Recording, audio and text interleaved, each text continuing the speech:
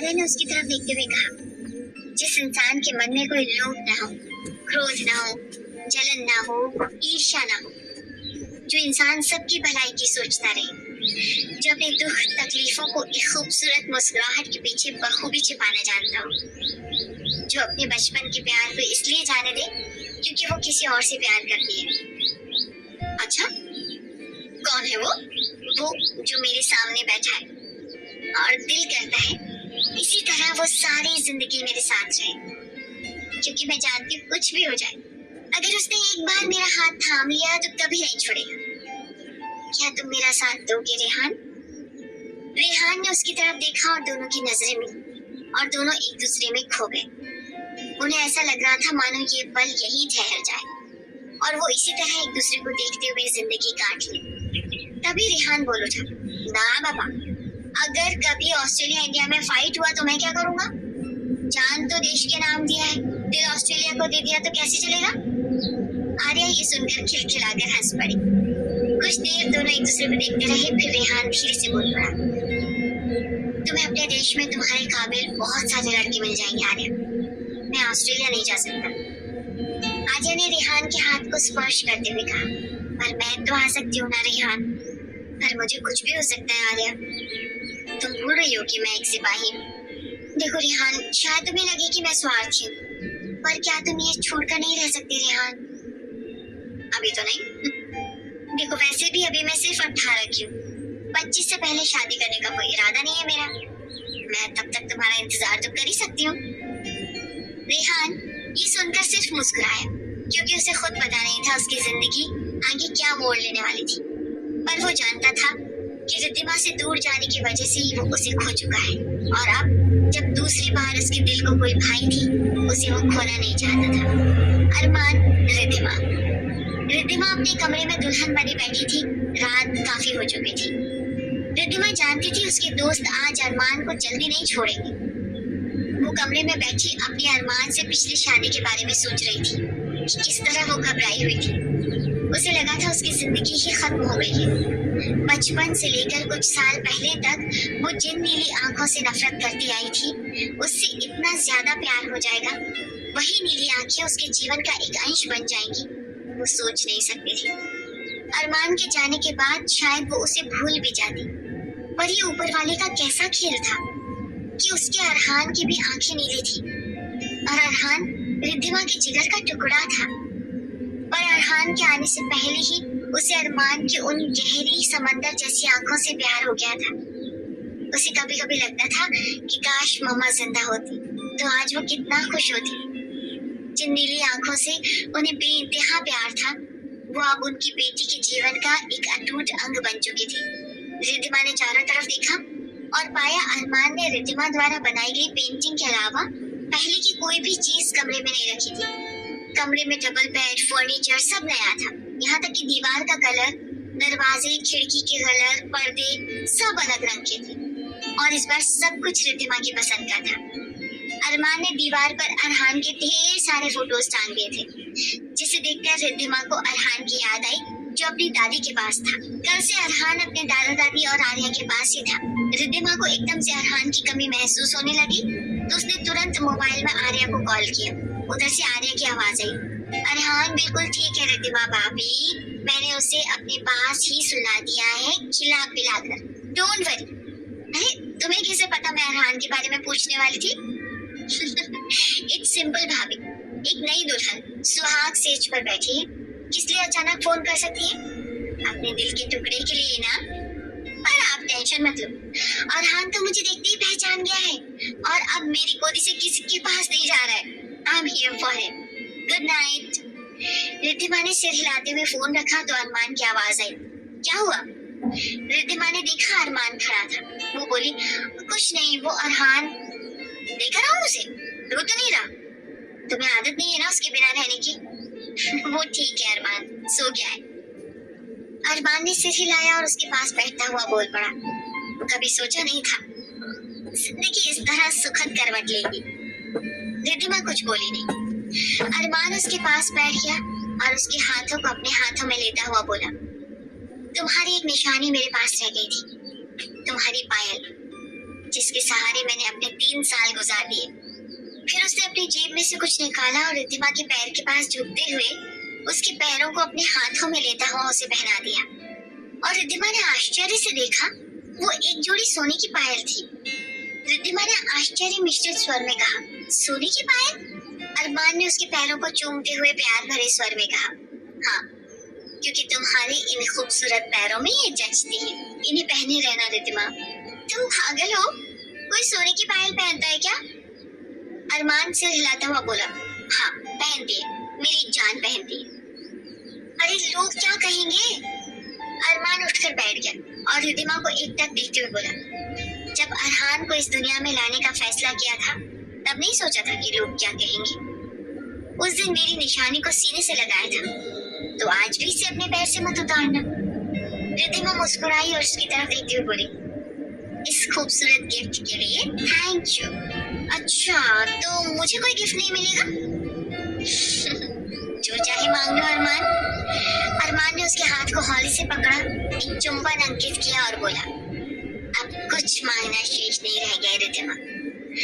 अब तो मुझे सिर्फ देना है, तुम्हारी जिंदगी को इतनी खुशियों से।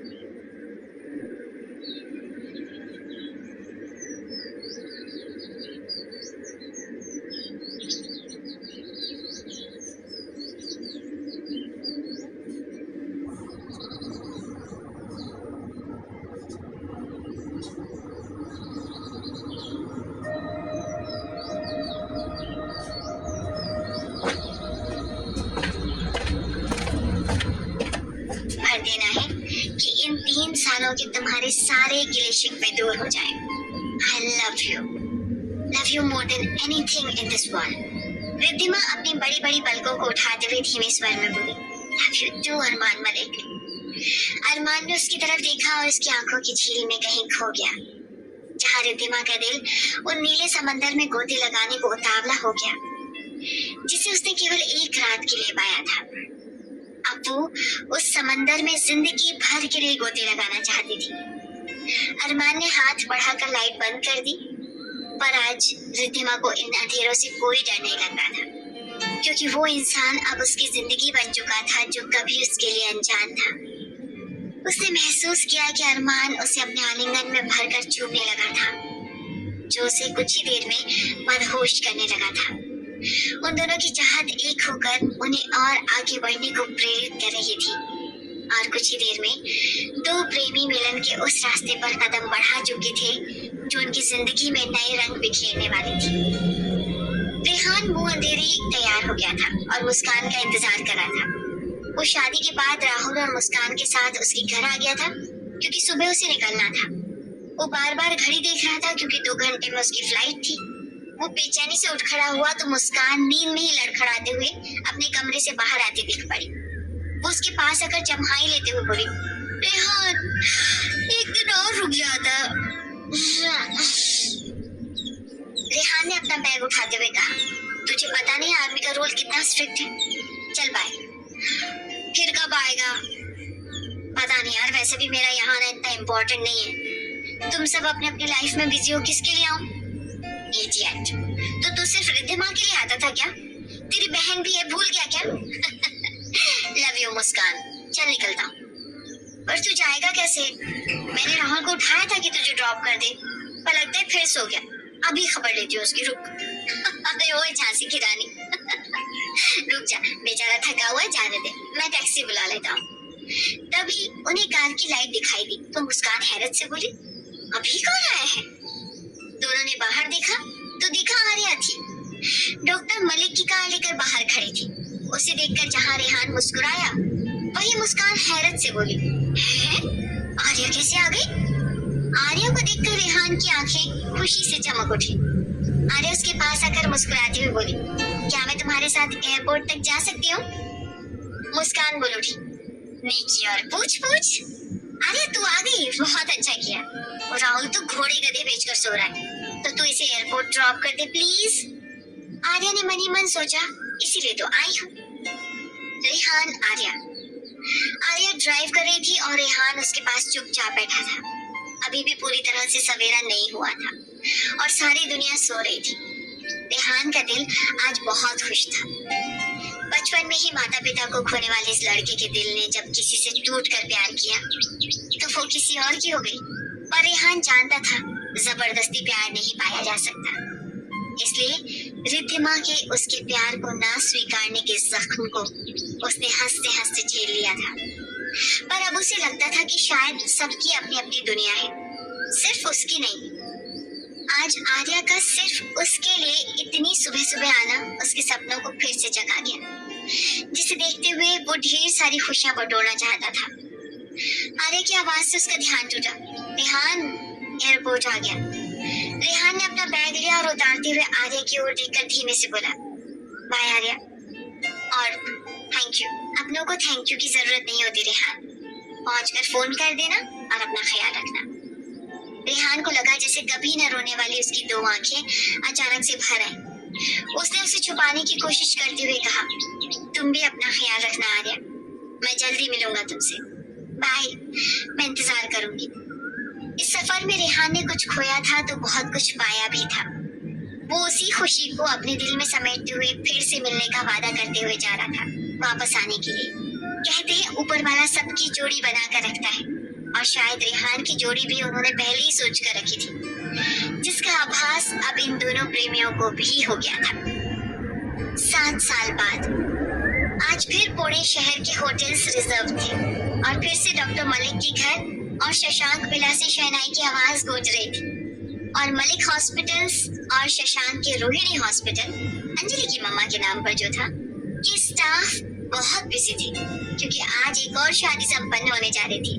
पर आज दूल्हा अरमान के बजाय रेहान था और दुल्हन रिद्धिमा के बजाय आर्या थी। आर्या की शादी डॉक्टर मलिक के घर से हो रही थी और रिद्धिमा और लीजा सभी इंतजाम करने में बहुत व्यस्त थी, क्योंकि आर्या की मम्मा यहाँ नहीं थी और इन इंडियन रस्मो रिवाज के बारे में उन्हें कुछ पता नहीं था। वो बहुत ही नर्वस हो रही थी, पर लीजा ने उन्हें भरोसा दिलाया था कि सब कुछ ठीक ठाक होगा, कोई टेंशन ना ले। अभी मेहंदी की रस्म चल रही थी, आर्या के हाथों में मेहंदी लगाई जा रही थी और आर्या की मांग थी कि जैसे रिद्धिमा के हाथों में विवाह के वक्त मेहंदी लगी थी, वैसी ही डिजाइन उसे भी लगानी थी। रिद्धिमा ने मेहंदी वाले को बताया था, पर उसे समझ नहीं आ रहा था, इसलिए वो अपने कमरे में शादी का एल्बम लेने गई, जिसमें उसके मेहंदी लगे हाथों की तस्वीर थी। उसने अलमारी खोलकर एल्बम निकाली और अपनी शादी की तस्वीर देखते हुए उन यादों में खो सी गई। तभी उसने अपने आप को किसी की बाहों में पाया। उसने मुस्कुराते हुए पूछा, ये क्या हो रहा है अरमान? अरमान उसे अपने आलिंगन में भरते हुए बोला, अपनी बीवी से प्यार। छोड़ो, कोई आ जाएगा। अरमान उसे और ज्यादा बाहों में कसते हुए बोला, तुम अभी तक इतना क्यों डरती हो जान? डरती नहीं हो, पर मुझे बेशर्म कहलाना पसंद नहीं है। भूल गए हो, हम 2 बच्चों के पेरेंट्स हैं। अरमान उसे अपनी ओर घुमाता हुआ उसकी आंखों में देखता हुआ बोला, पहली बात, पति पत्नी को कोई बेशर्म नहीं कहती। दूसरी बात ये कि ये किस शास्त्र में लिखा है कि 2 बच्चे हो जाने पर प्यार कम हो जाता है? मेरा प्यार तो तुम्हारे लिए दिन ब दिन बढ़ रहा है और मैं चाहता हूँ और बढ़े। तभी पीछे से अरहान की आवाज आई, पापा आपको दद्दा कब से ढूंढ रहे हैं, आप यहाँ क्या कर रहे हैं? अरमान धीरे से बुदबुदाया, और क्या मेरा दुश्मन? जब भी रिद्धिमा से 2 प्यार की बातें करने की कोशिश करता आ जाता है विलन की तरह। रिद्धिमा ने अरमान को आंखें तरीरी, फिर अरहान से कहा, बेटा आप जाओ, हम अभी आ रहे। अरहान बेड पर बैठकर अरमान को देखता हुआ बोला, नो मम्मा, दद्दा ने कहा है पापा को भेज दो, पंडित जी से कुछ विचार विमर्श करने हैं। अरमान अपने सिर पर हाथ मारता हुआ बोला, हो गया सत्यानाश। ये सुनकर अरहान ने एक बार अरमान की ओर देखा, फिर अपने हाथ को ऐसे घुमाने लगा मानो बैटिंग कर रहा हो। अरमान उसकी तरफ देखकर बोला, अरहान बेटा, एक बात सच्ची सच्ची बता, आप हमें अकेला क्यों नहीं छोड़ते हो? अरहान ने उसे एक बार देखा, फिर हाथ से गेंद को उछालता हुआ बोला, आप मेरी मम्मा को अकेला क्यों नहीं छोड़ते? अरमान ने उसे घूर कर देखा और फिर वहां से चला गया। रिद्धिमा अरहान के पास आकर उसके बालों पर हाथ फेरते हुए बोली, गोलू, पापा से ऐसी बातें नहीं करते। मम्मा, पापा गुस्से में होते तो बहुत क्यूट लगते हैं। रिद्धिमा ने आंखें तरेरते हुए कहा, तो आप जानबूझकर ऐसी बातें करते हो? गलत बेटा। हाँ, पर सॉरी मम्मा, वो भी तो मुझसे ज्यादा आरुषि को प्यार करते हैं। मुझे कहते हैं कि मैं उनका दुश्मन हूँ। मैं आपके पापा को मना कर दूंगी। पर आप भी उनको इस तरह से तंग मत करना, ओके? अरहान ने हाँ में सिर हिलाया। तभी रिद्धिमा को याद आया कि उसे जल्दी जाना है, इसलिए वो अरहान को बोली, बेटा मैं बिजी हूँ, आप अपनी बहन का ख्याल जरूर रखना। ओके मम्मा। वैसे वो आपकी जैसी है, पापा की जैसी बिल्कुल भी नहीं। रिद्धिमा कुछ कहने जा रही थी, तभी अरहान बोल उठा, मुझे दादी ने बताया कि पापा बचपन में कितनी शरारत करते थे, सबको कितना परेशान करते थे, पर आरू तो किसी को परेशान नहीं करती। उसे कुछ समझा दो तो तुरंत मेरी बात मान लेती है। दत्ता कहते हैं आप ऐसी थी बचपन में, पर पापा सबको कहते हैं कि आरू उनकी जैसी है, शांत सुशील। रिद्धिमा को अपने 9 साल के बेटे के मुंह से ऐसी बातें सुनकर हंसी आ गई। वो कुछ कहने जा रही थी कि अरमान अंदर आ गया और अरहान को घूरता हुआ बोला, जा तेरे दत्ता बुला रहे हैं, अब मुझे यहाँ रहने दे। रिद्धिमा हंसती हुई बोली, आप दोनों का कभी खत्म नहीं होता, मैं चलती हूँ, आप बाप बेटे लड़ते रहो। अरहान उछलकर खड़ा हो गया और बोला, मुझे कौन सा यहाँ रहना है, मैं तो आरू के पास जा रहा हूँ। अरहान और रिद्धिमा के चले जाने के बाद अरमान ने देखा रिद्धिमा एल्बम बाहर ही छोड़ गई है। उसने सिर्फ मेहंदी की फोटो निकाल लिए थे।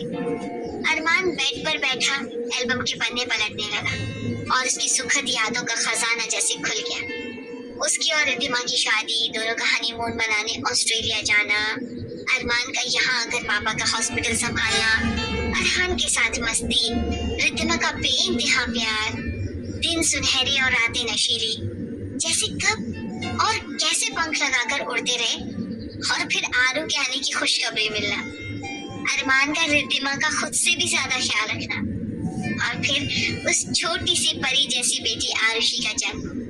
अरमान के दिल को ये बात हर पल कचोटती रहती थी कि अरहान के समय वो रिद्धिमा को अकेला छोड़कर चला गया था, इसलिए आरुषि के टाइम वो रिद्धिमा के साथ हर वक्त रहा, उसकी हर एक इच्छा को पूरी किया, उसकी हर मांग को सिर आंखों पर लिया। और आरुषि के जन्म के बाद कभी कभी ऐसा लगता था कि रिद्धिमा उसकी माँ नहीं, अरमान माँ है। एक माँ की तरह वो आरुषि का हर छोटे बड़ा काम, चाहे उसे दूध पिलाना हो, नैपी बदलना हो या लोरी गाकर सुलाना हो, खुशी खुशी करता था। अब आरुषि 5 साल की हो गई थी और अपने पापा की आंखों का तारा थी। अरमान का कहना था कि वो रिद्धिमा की कॉपी है, इसलिए अरमान उसे इतना चाहता है। अरहान अपनी मम्मा और दादा दादी का लाडला था और जानबूझकर ऐसी शरारतें करता था जिससे अरमान अपना सिर पीटने लगे। पर कुछ महीने पहले जब एक बार अरमान बीमार पड़ा था तो उसे पता चला था कि अरहान उससे कितना प्यार करता है। वो रात दिन पापा के पास बैठा रहता और अपना खाना पीना भी ठीक से नहीं करता था। अरमान को कभी कभी लगता था कि अरहान 9 साल की उम्र में ही कुछ ज्यादा ही समझदार बन गया है और यह स्वभाव जरूर रिद्धिमा से आया है। अरमान का ध्यान अरहान के बुलाने पर गया। उसने देखा अरहान आरुषि का हाथ पकड़े खड़ा था। उसे देखते ही अरहान ने गंभीर स्वर में कहा, पापा आप आरू का ख्याल रखो, मुझे बहुत काम है। अरमान आरुषि को अपनी गोद में लेता हुआ अरहान को चिढ़ाता हुआ बोला, लगता है शादी की सारी जिम्मेदारी तेरे सिर पर है। हाँ, दादा ने कहा है मेरा बेटा तो कोई काम का नहीं है अरहान, अब ये जिम्मेदारी तुझे लेनी पड़ेगी। अच्छा तेरी तो। अरहान जोर से ठहाका लगाता हुआ अरमान को ठेंगा दिखाता हुआ वहां से भाग गया। अरमान उस ओर देखकर मुस्कुरा उठा और आरुषि को गोद में लेकर चूम लिया। आर्या के हाथ में मेहंदी लग चुकी थी और वो अपने दोनों हाथों को घुमा फिरा कर देख रही थी। खुशी से उसके चेहरे चमक रहे थे। उसे पता भी नहीं था कि रिद्धिमा अपना काम करते हुए उसे ही देख रही है। रिद्धिमा आज बहुत खुश थी क्योंकि उसने अरमान को अपनाकर रेहान के साथ जो नाइंसाफी की थी उसके लिए अब तक खुद को माफ नहीं कर पाई थी। उसका दिल हर पल रेहान के लिए दुआ मांगता था कि उसे उसकी जैसी कोई लड़की मिल जाए जिसका दिल बहुत बड़ा हो। और आर्या का उसके साथ प्यार की बात जानकर उसकी खुशी का ठिकाना नहीं रहा क्योंकि उसे पता था कि आर्या का दिल बहुत बड़ा है, उससे कहीं बहुत ज्यादा बड़ा। इंसान की जिंदगी कब क्या करवट लेती है ये किसी को नहीं पता। अरमान रिद्धिमा की शादी के बाद सबकी जिंदगी अपने अपने रास्ते सुख दुख के साथ गुजर रही थी। रिद्धिमा और उसके दोस्तों ने पीजी पास कर ली थी और रिद्धिमा अंजलि के साथ डॉक्टर शशांक के हॉस्पिटल को संभालने लगी थी। अरमान अपने पापा की मदद करने लगा था और लीजा घर में रहकर अरहान को संभाल लेती थी। और बाद में आरुषि भी आ गई तो उनको अब आराम करने का वक्त नहीं मिलता था, पर वो बहुत खुश थी। इस बीच हर 6 महीने में अरमान अपनी मम्मा को चेकअप के लिए अमेरिका ले जाया करता था। और डॉक्टर लीजा और डॉक्टर मलिक बीच बीच में ऑस्ट्रेलिया अपने घर चले जाया करते थे, जो लीजा ने बेन के नाम कर दिया था। बेन ने हॉस्पिटल अच्छी तरह से संभाल लिया था। आर्या अपनी स्टडी में व्यस्त रहती थी और केवल आरुषि के जन्म के बाद उसे देखने के लिए पुणे आई थी। आर्या की इच्छा थी कि रेहान भी एक बार पुणे आए और दोनों कुछ दिन एक साथ गुजारे, पर बदकिस्मती से रेहान उस वक्त सियाचिन सीमांत पर तैनात था और उसे छुट्टी नहीं मिली थी। आर्या निराश होकर चली गई थी। उसके बाद स्टडी खत्म कर जॉब में व्यस्त हो गई थी। बेन और उसकी पत्नी चाहते थे कि वो अब शादी कर ले, पर उन्होंने कभी इसके लिए उसे फोर्स नहीं किया था, क्योंकि उन्हें पता था कि उनकी लड़की काफी समझदार है। इसी तरह 5 साल गुजर गए थे और एक दिन आर्या को वो न्यूज मिली कि वो खुद को रोक नहीं पाई और लगभग दौड़ती हुई इंडिया आ गई। असल में उस घटना ने सबको हिलाकर रख दिया था। रेहान उस वक्त नक्सल एरिया में तैनात था और जब उनकी टुकड़ी जंगल में गश्त लगा रही थी, तभी जमीन के नीचे दबे माइंस में एक के बाद एक विस्फोट होते चले गए और सेना की पूरी टुकड़ी उसकी चपेट में आ गई। बहुत सारे जवानों की वही घटना स्थल पर मौत हो गई थी और रेहान पूरी तरह घायल हो गया था। उसे वही पास के सेना अस्पताल में भर्ती कराया गया था, जहाँ कई दिन हो गए थे उसे होश नहीं आया था। मुस्कान का ये सुनकर रो रो कर बुरा हाल था और वो वहाँ जाकर रेहान को देखना चाहती थी।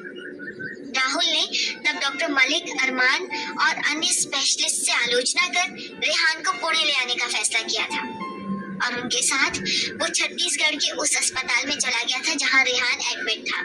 वहां सेना प्रधान और डॉक्टर से बातचीत कर वो रेहान को पुणे ले आए थे और मलिक हॉस्पिटल में उसका ट्रीटमेंट शुरू हो गया था।